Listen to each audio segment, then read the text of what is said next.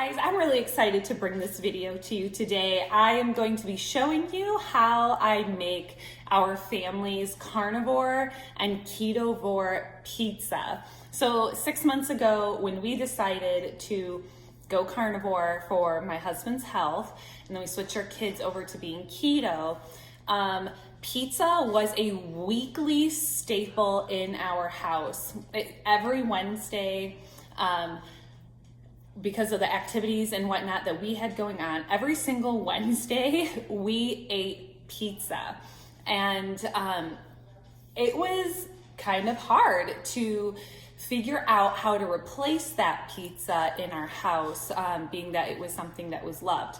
Now, I will say, after we ate pizza every single week, at least for our husband and I, we always felt bloated and gross and exhausted after we ate pizza. Like, we never felt great after eating pizza.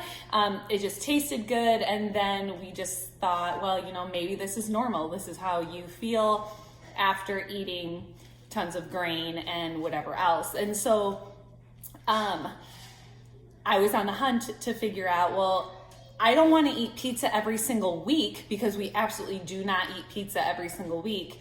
But how can I make a carnivore-friendly, keto-friendly pizza? And I had done a bunch of research, and I tweaked a recipe that we ended up really liking. And you can do this along with the video if you would like. And so this recipe does use pork rinds, which is 100% carb-free. And the difference between the carnivore pizza and the keto pizza is the sauce. So my carnivore pizza is used with my cream cheese Alfredo sauce. So it's a white pizza, and it's absolutely amazing, with bacon as like the topping. It's excellent. And then your keto pizza would be your red sauce. And so I personally can my own red sauce that has no added sugar or preservatives or anything like that. It's just straight up tomatoes with a tiny bit of, not a tiny bit, with, you know, proportionate salt and some garlic powder and onion powder. But I will say, if you're wanting to use a red sauce to make it a keto pizza, make sure you're reading the ingredients on your store-bought sauce, that there's no ingredients that you can't read and understand, and that hopefully maybe it's organic. And most tomato sauces, especially if you're looking at pizza sauce rather than like your tomato pasta sauce, it is relatively low sugar and carb, but just make sure that the ingredients are clean and it has a very low sugar content. So I'm really excited to share this with you, and enjoy it. So for this recipe, I am going to show you how to make one standard size sheet pan pizza. This one pizza will completely serve our entire family of 5. We typically make 2 though, but for this video, I'll just show you how to make one standard pizza. You can use a hand mixer like I have, or a tabletop mixer, whatever works for you.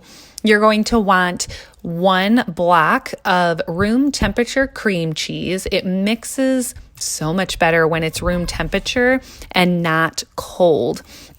And then you're going to want to put in 4 eggs, and that is going to definitely fluff up your crust. So don't forget to put all 4 eggs in. Once you have your eggs in, you're going to want to get your pork rinds. I find my pork rinds in the grocery store with the breadcrumbs. So check out your local grocery store and see if they have pork rinds already ground up for you, or you can grind up your own in a food processor. But you are going to want 2 cups of pork rinds. You can play around with the proportions. It's not going to harm anything, but I like my crust to be firmer and not so wet. It just makes for the pizza to be, you know, not as floppy. And then from here, you're going to want about 1/4 cup of Parmesan cheese. If you can't find the brand that I get from Sam's Club, it has 0 preservatives in it and anti-clumping agents. Just use a brick and go ahead and, shred it up. I'm also using about 2 cups of shredded Italian cheese of your choice. The one I also have here is from Sam's Club that has no preservatives in it or anti-clumping agents. And then I like to give about a tablespoon. Well, I don't know. This is way more than a tablespoon. I like the taste of garlic, so I am being generous with garlic powder, but you can use anywhere between a half a tablespoon and an entire tablespoon of garlic. And then with your hand mixer, you're going to want to mix all of this together until it's incorporated really, really well. Then just scrape the sides of your bowl and get it all together into, one big clump. This dough will be a wet dough. And it's very, very soft. So you're going to want to get your sheet tray out, and you're going to want to kind of plop in your pork rind pizza crust dough. Scrape it all out really, really good. And then you're going to want to get another sheet of parchment paper. I suggest using parchment paper just because it will not burn and it never ever sticks. So get another piece of parchment paper, put it over the top of it, and use your hands to press this dough down and to slide it evenly throughout the pan. This will take a little bit of time, but this is just, in my opinion, the best way to get it very evenly all the way to the edges of the pan. I've tried to use a rolling pin, and because of the edges of the pan, it's just difficult to use. So of all the times I've made this pizza, which is a couple times a week, or at least once a month, I just find that using my hands gets the crust very even all throughout. And once you have it spread out all the way to the corners of the pan, you'll just pat it down, make it nice and smooth. Peel up the top, and it's gonna look a little bubbly on the top, but that's just how it looks. You can throw away that top layer of parchment paper, and it is all set and ready for the oven. So while you're making this dough, you would already want to have your oven preheated to 425 degrees. You're going to pre-bake this pizza crust for 20 minutes, like I said, on 425 degrees.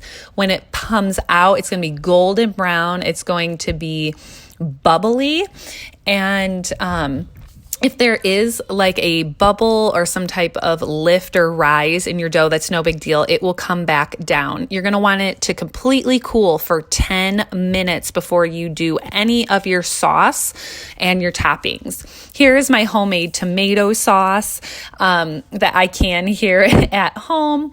And we are going to put a fairly generous amount. I have put too much sauce on before in the past, and it's just very drippy, and it makes the pizza very limp.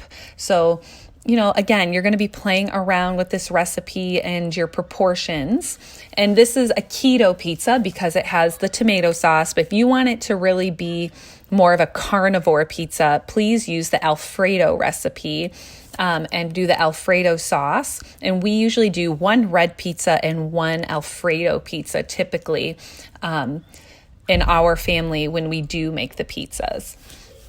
So spread that sauce around, make it really, really even. If you have kids or grandkids, they just absolutely love helping in the kitchen. And then after that, you're really gonna want to figure out what kind of cheese you want. I love this fresh mozzarella from Sam's Club. Then of course we have our shaved Italian blend of cheeses.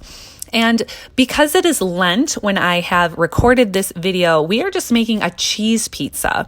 But I love to do deli pepperoni. We love to cut up strips of cooked bacon and do that. Get really creative, again, with the toppings of your choice, whether you're choosing to be all meat-based because you're carnivore or you're wanting it to be keto. So get really inventive. If you're using the Alfredo sauce, I love to do the Alfredo sauce with bacon. It is just wonderful.